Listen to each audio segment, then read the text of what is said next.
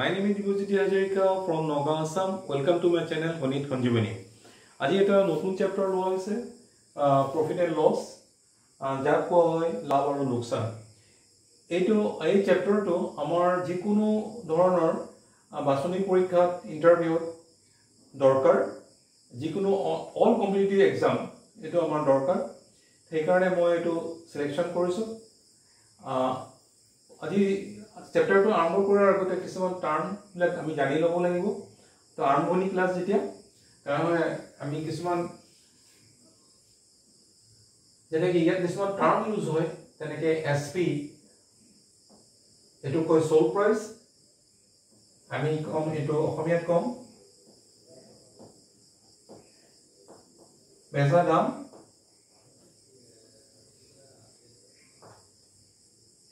সিপি কস্ট প্ৰাইস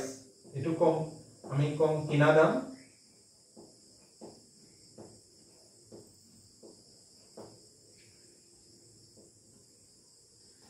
तो আমি প্ৰফিট লিখি আইছো, তথাপি লিখিছো প্ৰফিট তো আমাৰ কি কম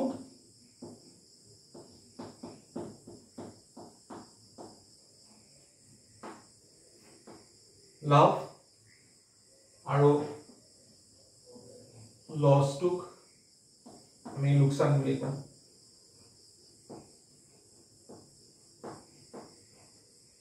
এতিয়া প্ৰফিট কেতিয়া হ'ব, কিছু কন্ডিশন থাকিব। প্ৰফিট আমাৰ সাধাৰণ কথা, এতিয়া আমাৰ বেচা দাম যেটো বেচা দাম প্ৰফিট কেতিয়া হ'ব, যেতিয়া বেচা দাম কিনা দামতকৈ ডাঙৰ হ'ব, তেতিয়া আমাৰ হ'ব প্ৰফিট অৰ্থাৎ লাভ। তেনেহলে ইয়াৰ পৰা আমি কি ক'ব পাৰো, সোল প্ৰাইস মাইনাস কস্ট price is equal two profit, অর্থাৎ এটো কম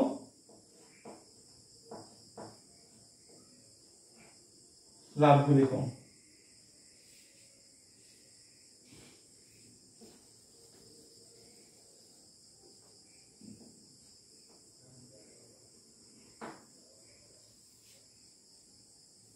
এটা নাম্বার 1 দিছো। যেতিয়া কিনা দাম নাম্বার 2, যেতিয়া কিনা দাম সোল প্ৰাইসতকৈ অৰ্থাৎ কিনা দাম আমাৰ বেচা দামতকৈ যেতিয়া ডাঙৰ হ'ব, তেতিয়া আমাৰ লোকসান হ'ব। তেতিয়া আমি কি লিখিম, CP minus SP is equal to loss. এটো কম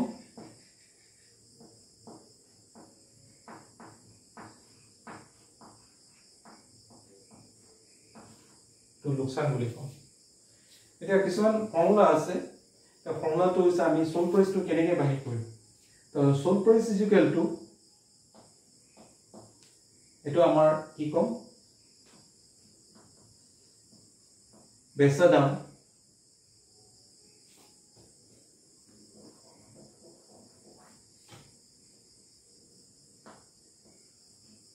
ইজ ইকুৱেল টু আমাৰ কি হ'ব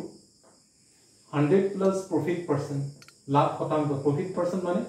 লাভ শতাংশ,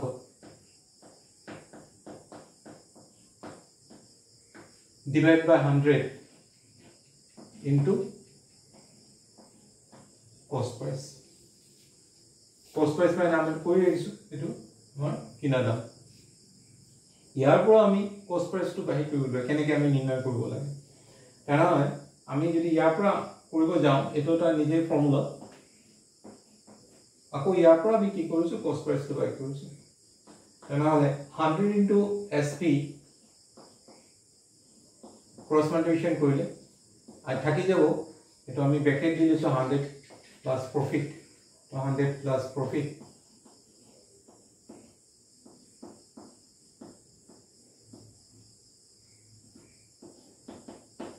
তো শতাংশ into cost price। এতিয়া এটো 100 প্লাস প্রফিট ইয়াত ইনটু হৈ আছে, এটো ইপিনে আহিলে এখিনি ইপিনে আহিলে কি ডিভাইড হ'ব। তেনেহলে আফটার আমি কস্ট প্ৰাইসৰ ভ্যালুটো পাম। সিপি ইজ ইকুৱেল টু আমাৰ কিমান হ'ব, আমাৰ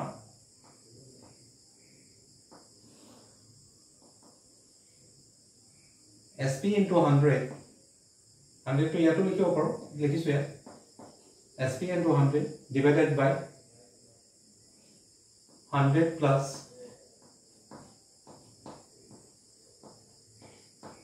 profit এটো শতাংশ এতিয়া আমি গেইন বা profit percent আমি কেনেকৈ গেইনও ক'ব পাৰো আমি নাম্বাৰ 1 গেইন বা profit percent বুলি লিখিছো profit percent is equal to আমি কি লিখিব পাৰো profit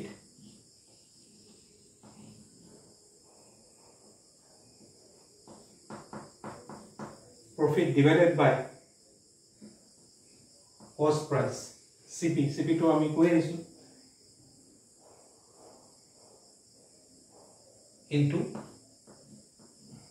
100 number 2 loss percent is equal to loss divided by cost price into 100 বৰ্তমানে কিমানখিনি ফৰ্মুলা আমি জানিলে হ'ল যদি দৰকাৰ হয় আকৌ কন্টিনিউ কৰিম ফৰ্মুলাটো মই কোৱেশ্চন এটা লৈছো কোৱেশ্চনটো লিখা আছে যে খুচুৰা বেচুতা এজনে শীতল কৰা যন্ত্ৰ এটা 1200 টকাত কিনিছে তাৰ কিনাৰ ওপৰত অতিৰিক্তভাৱে কি খৰচা কৰিছে 40 টকা এটা খৰচা কৰিছে এটা এতিয়া যন্ত্ৰটো 1550 টকা 1550 रुपीसত যদি বেচে তা শতকৰা কিমান লাভ হ'ব কিন্তু ইয়াত যেটো কিনিছে 1200 টকাত কিনিছে হয় কিন্তু অতিৰিক্তভাৱে 40 টকা খৰচা এটা কৰিছে এতিয়া মুঠ কিনা দাম কিমান হ'ব সলিউশন লিখিছো তেনেহলে কিনা দাম কিমান হ'ব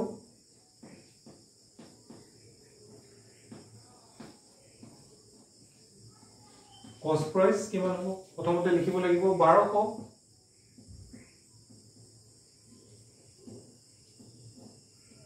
তাৰ পিছত হ'ব 40 টকা অতিৰিক্ত হবে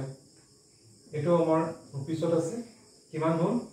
1240 টকা এতিয়া বেসিসে কিমান বেসিসে আমাৰ বেচাৰ আমি সোল প্ৰাইস বেচাৰ দাম লিখিছো বেচাৰ দাম sale price is equal to আমাৰ আছে 1550 RS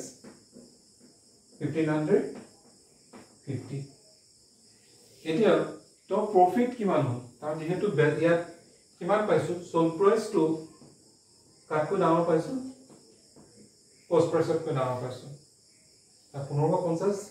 কাকো ডাঙৰ 1240 তেনেহলে আমাৰ প্ৰফিট আছে নিশ্চয় তো প্ৰফিট কিমান হ'ব এটাকে প্ৰফিট লাভ হ'ব 1550 minus 1240 অৰ্থাৎ 310 টাকা আমাৰ প্ৰফিট আছে এটা আমাক কি বাহিৰ কৰিব দিছে কি উলিয়াব দিছে তে উলিয়াব দিছে আমাৰ যে শতকৰা লাভ কিমান হ'ব প্ৰফিট পাৰ্সেন্ট টু বাহিৰ কৰিব দিছে বা আমি প্ৰফিট পাৰ্সেন্ট টু যদি আমি উলাব যাও ফৰ্মুলাটো আমি দিয়ে আহিছো profit divided by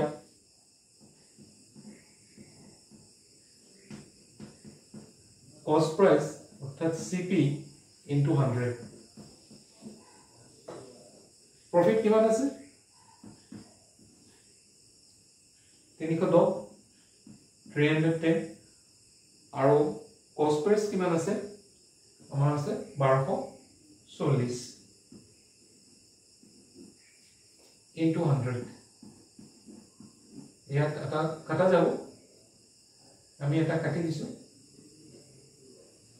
কোনটা কাটি দিছো থাকিব কিমান থাকিব আমাৰ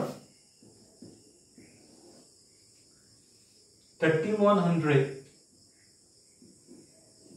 divided by 124 তে 124 ৰে আমি ইয়াত ডিভাইড কৰিলে কিমান পাম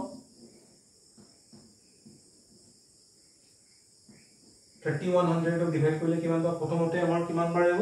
দুবাৰ যাব দুবাৰ কৰিলে আমি কিমান পাম 8 আৰু 24 248 অৰ্থাৎ আমি কিমান পাম 2 এপিনে 6 আৰু এপিনে 5 বাৰ যাব 620 মিলি হৈছে তেনেহলে আমাৰ প্ৰফিট পাৰ্চেন্টটো কিমান হ'ব 25% অৰ্থাৎ কোনটো শুদ্ধ বি2 আমাৰ অংকটো কৰা হ'ল নিশ্চয় বুজি পাইছে মই আৰু প্ৰবলেম লৈছো তো ইয়াৰ লিখা আছে যে এজন ফল উপৰি 6টা কল 10 টকা মূল্যত কিনি 6 টকা মূল্যত 4টা বিক্ৰী কৰিছে আৰু তেখেতৰ শতকৰা লাভ বা লোকচান নিৰ্ণয় কৰা অপচন দিয়া আছে 4টাৰ পৰা কোনটো শুদ্ধ আমি বাছি উলিয়াব লাগে এতিয়া তেওঁ 6 টকা মূল্যত 6টা কল 10 টকা মূল্যত কিনিছে কিন্তু সেই একে কলখিনি বিক্ৰী কৰা নাছিলে কিন্তু ইয়াত 6টা কল 10 টকা বিক্ৰী কৰিছে আকৌ 6 টকা মূল্যত 4টা বিক্ৰী কৰিছে কিন্তু 6টা বিক্ৰী কৰা নাছিলে কিমান টকাত বিক্ৰী কৰিছিলে যে 6 টকা মূল্যত আৰু তেওঁ কিনিছিলে 10 টকা মূল্যত এতিয়া আমাৰ কলৰ যেটো হিসাব এটা আছে 6টা আৰু এটা 4টা একে ইউনিটত নাই কিন্তু এটো বস্তু তা আছে বাৰ ধৰিলো 6টা কল তো কিনিছিলে আৰু 6টা কল তো বিক্ৰী কৰিছে তেনেকুৱা হিসাবত নাই এতিয়া আমি কি কৰিব লাগিব এটা ইউনিটত লৈ আহিব লাগিব 6 আৰু 4 লহকো আমাৰ কিমান 6 আৰু 4 লহকো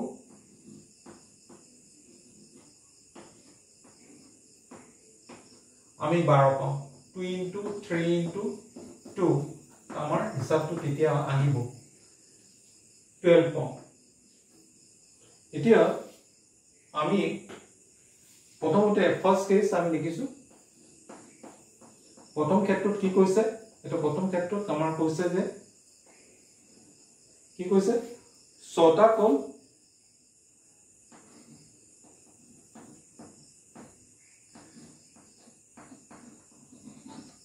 দাম 6টা কলৰ দাম কিমান আছিল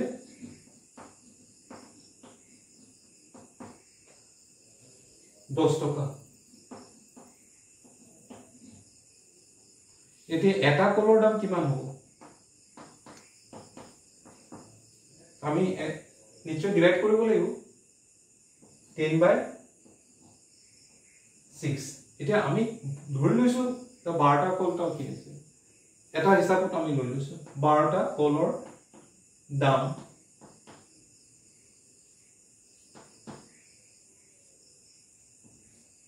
(10/6 into 12 আমি কিমান পাম RS 20 এটো তেখেতৰ কি আছিল ক্ৰয় মূল্য আছিল কিনা দাম আছিল আমি কিনি কিনা দাম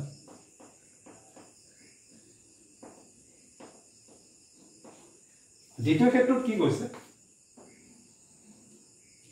সেকেন্ড কেস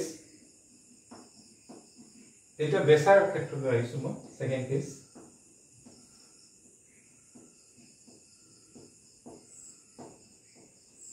বেচাৰ আমাৰ ক্ষেত্ৰত আহিছো এতিয়া আমাৰ কি লিখা আছে তো 4টা কলৰ কিনা দাম বেচা দাম আছিল 6 টকা এই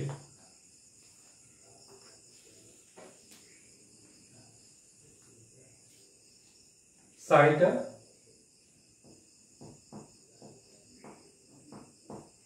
বেচা মূল্য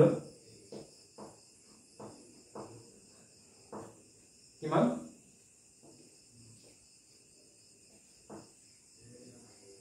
6 টকা তাহলে এটাৰ বেচা মূল্য কিমান হ'ব 6/4 যেহেতু আমি এটা হিসাব লৈছিলো 12টাৰ হিসাবত লৈছিলো তাহলে 12টাৰ কিমান হ'ব 6/4 into 12 কিমান যাব RS 8 এতিয়া আমাৰ RS 8 নহয় 18 হ'ব 6 into 3 18 এতিয়া যে আমি দেখা পালো যেটো আমাৰ কিনা দাম আছিল এটো কষ্ট প্ৰাইস আৰু এটো সোল্ড প্ৰাইস তাহলে দেখা গ'ল যে কষ্ট প্ৰাইসটো কি হল সোল্ড প্ৰাইসতকৈ ডাঙৰ হল তাহলে আমাৰ নিশ্চয় এটো লোকসান হ'ব লস হ'ব মানে আমি তাহলে আমাক কি বাঢ়িব আমি লস পার্সেন্টটো বাঢ়ি কৰিব লাগিব আমি যেহেতু আমাৰ এটো আমাৰ কি হ'ব লস হ'ব তাহলে আমাৰ লস পার্সেন্টেজ কি হ'ব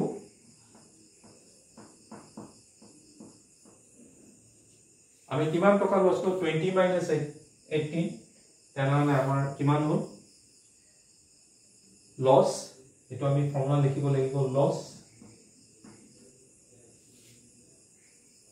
divided by CP etu CP ase into 100 etia amar kiman pam ami kiman pam loss kiman ase 20 minus 18 is equal to 2 into 100 divided by CP amar kiman ase 20 etia kiman ho 5 বিছম 100 5 দুগুণ 10 আমাৰ কিমান হ'ব 10% তাই আমাৰ কোনটো শুদ্ধ d2 অৰ্থাৎ এইটো আমাৰ অংকটো কৰা হ'ল